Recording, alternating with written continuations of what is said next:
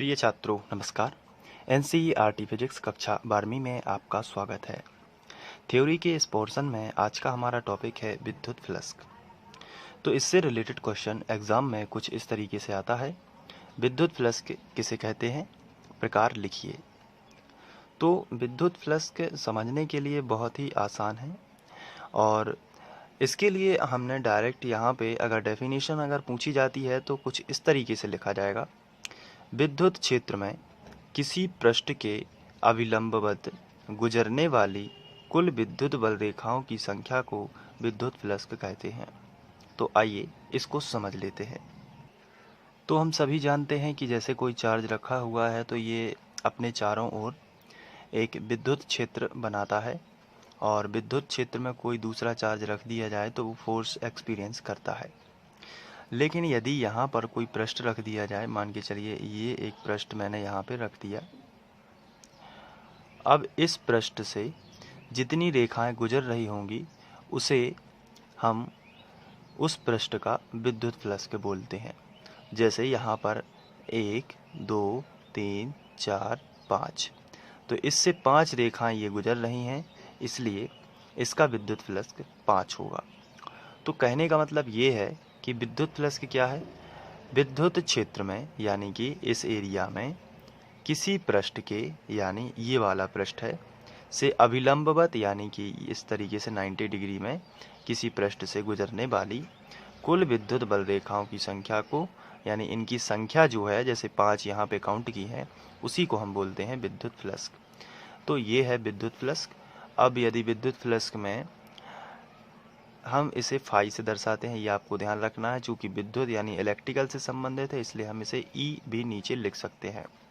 तो ये इसका संकेत हो जाता है। अब यदि बात की जाए विद्युत फ्लक्स की और अधिक डिटेल में पढ़ने की, तो अगर हम यहाँ पर धन आवेश हमने लिया है तो ये विद्युत बल रेखाएं बाहर की ओर जा रही है इस तरीके से, और यदि माइनस लेते तो अंदर की तरफ आती।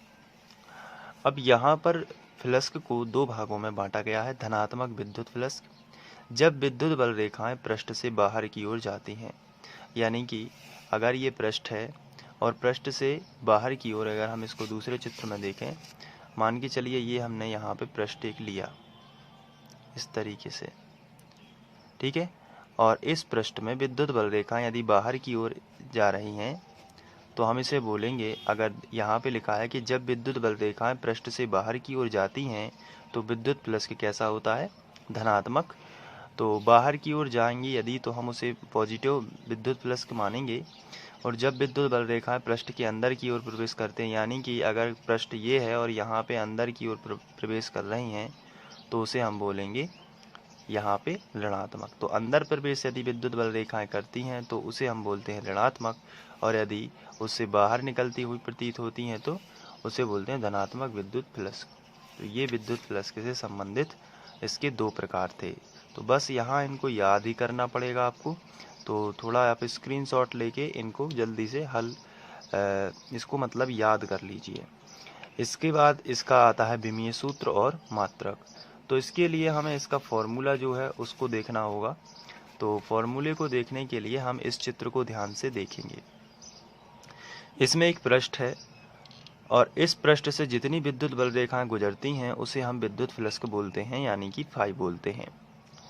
अब यदि बात की जाए तो ये फाई किस किस चीज़ पर डिपेंड करता है, तो आप जानते हैं कि यदि विद्युत क्षेत्र की तीव्रता अधिक होती है तो ये रेखाएं और सघन हो जाएंगी, और यदि विद्युत क्षेत्र की तीव्रता कम होती है तो ये रेखाएं कम होती हैं। तो इसका मतलब ये है कि अगर तीव्रता ज़्यादा होगी, यानी कि आवेश ज़्यादा होगा, तो यहाँ पे रेखाएं और ज़्यादा सघन हो जाएंगी। और ज़्यादा रेखाएं सघन हो जाएंगी, कब होगी रेखाएं सघन, जब तीव्रता ई क्या हो, ज़्यादा हो। तो तीव्रता ज़्यादा होगी तो ये रेखाओं की संख्या यहाँ पे और बढ़ जाएगी और घनी घनी रेखाएं हो जाएंगी, यानी कि सघन रेखाएं हो जाएंगी।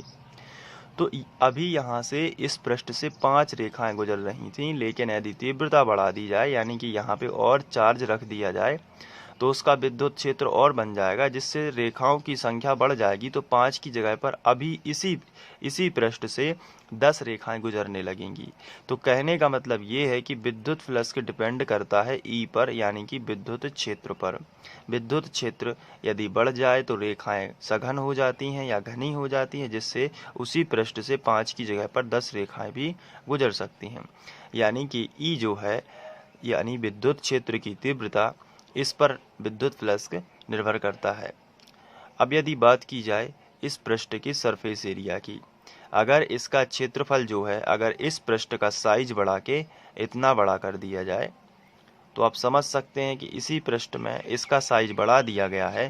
तो रेखाएं अभी 5 आ रही थीं या 10 आ रही थीं, तो ऐसे में अब उससे ज़्यादा आ जाएंगी। तो एरिया बढ़ा देने से यहाँ पर विद्युत बल रेखाएं ज़्यादा उस पृष्ठ से गुजरेंगी, इसलिए विद्युत फ्लक्स जो है वो बढ़ जाएगा, क्योंकि उसी रेखाओं की संख्या ही तो विद्युत फ्लक्स कहलाती है। तो यहाँ पर दो बातें समझने लायक हैं। सबसे पहले विद्युत फ्लक्स के कौन कौन सी चीज़ों पर डिपेंड करता है, तो विद्युत फ्लक्स डिपेंड करता है विद्युत क्षेत्र की तीव्रता, यानी तीव्रता बढ़ा दी जाए तो रेखाओं की संख्या बढ़ जाती है, जिससे विद्युत फ्लक्स बढ़ जाता है, क्योंकि ज़्यादा रेखाएं पृष्ठ से टकराती हैं। दूसरी बात, यदि यहाँ पर उस पृष्ठ का सरफेस एरिया बढ़ा दिया जाए, यानी कि पृष्ठ क्षेत्रफल बढ़ा दिया जाए, तो भी रेखाएं अधिक टकराती हैं, तो रेखाओं की संख्या अधिक हो जाती है। किसी पृष्ठ से गुजरने वाली रेखाओं की संख्या अधिक हो जाती है, जिसके कारण विद्युत फ्लक्स बढ़ जाता है, यानी सरफेस एरिया पर भी निर्भर करता है, यानी कि ए, या हम इसे एस से भी दर्शा सकते हैं। तो फाई का फॉर्मूला होगा फाई बराबर ई इंटू ए। लेकिन यदि ये सरफेस एरिया किसी ये कोण पर भी निर्भर करता है। कहने का मतलब ये है, अगर कोई सीधा पृष्ठ रख दिया जाए तो इससे से ज़्यादा रेखाएं टकराती हैं, लेकिन यदि इसी को किसी कोण पर झुका दिया जाए, यानी कि इसको अभी ये ऐसा था, लेकिन इसको यदि हम झुका के ऐसा कर दें, यानी मोड़ दें, जैसे अगर हम इसको इस तरफ धक्का देंगे तो ये इस तरीके से आ जाएगा। तो अब इसी पृष्ठ से अभी 1 2 3 4 गुजर रही थी, अब केवल ये इस तरफ आ जाएगा, झुक जाएगा। तो ये रेखा जो अभी इसमें टच हो रही थी, अब ये नहीं होगी, क्योंकि इसको झुका दिया गया है। तो एंगल बदलने पर भी विद्युत बल रेखाएं कम या ज़्यादा होती हैं, यानी कि विद्युत फ्लक्स के कम या ज़्यादा होता है। तो ई ए, और चूंकि हम यहाँ पे थीटा भी रहता है, तो इसे हम बोलते हैं कॉस थीटा। तो इस तरीके से फ्लक्स जो है वो आ जाएगा ई ए कॉस थीटा। लेकिन जब कोण ना हो तो हम इसे सिंपल लिखते हैं फाई ई बराबर, यानी कि विद्युत फ्लक्स के बराबर ई ए या ई एस। कभी कभी इसको हम ऐसा भी लिखते हैं ई एस। ए का मतलब एरिया, एस का मतलब भी एरिया ही होता है, यानी सरफेस। तो क्षेत्रफल ये दोनों का मतलब तो कभी कभी किताबों में अलग अलग भी लिखा रहता है, तो उसमें आपको कोई वो नहीं होनी चाहिए। अब यदि बात करें इसके मात्रक की, तो तीव्रता का मात्रक होता है न्यूटन प्रति कूलाम। तो न्यूटन प्रति कूलाम, और इसका होता है क्षेत्रफल का मीटर वर्ग। तो हम इसको ऐसा भी लिख सकते हैं, प्रति कूलाम को बाद में लिख देंगे, ऊपर का ज्यों का त्यों, जैसे न्यूटन गुणित मीटर वर्ग, इसको ऊपर का ज्यों का त्यों लिख के फिर लिख देते हैं प्रति कूलाम। तो इस तरीके से न्यूटन गुणित मीटर वर्ग प्रति कूलाम, और इसी के आधार पर हम इसका विमीय सूत्र बनाएंगे। तो विमीय सूत्र के लिए हम यहाँ पे देख लेते हैं। सबसे पहले यदि बात की जाए न्यूटन यानी बल, तो बल का क्या होता है, द्रव्यमान गुणित त्वरण, यानी mL/T-2।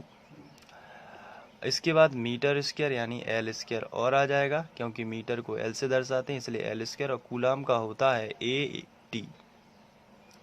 तो हमने इस तरीके से लिखा, लेकिन प्रति लगा है इसलिए गुणा में नहीं होगा, बटे में होगा, तो प्रति लगा देते हैं।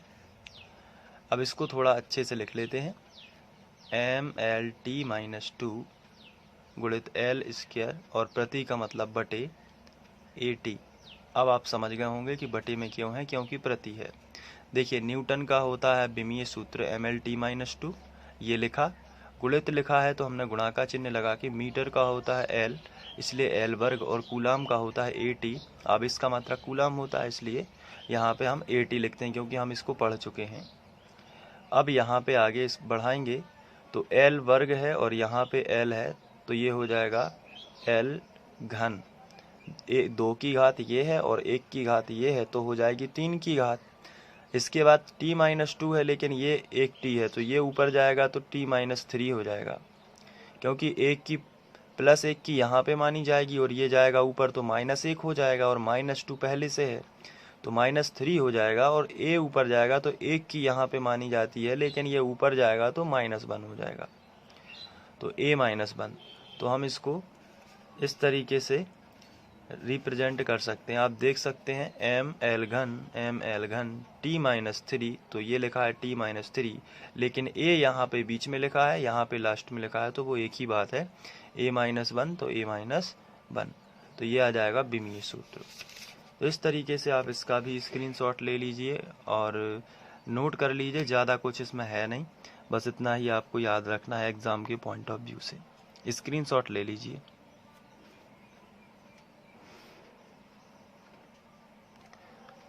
ये वीडियो आप free online coaching by Sandeep Khare के माध्यम से देख रहे थे। Thank you.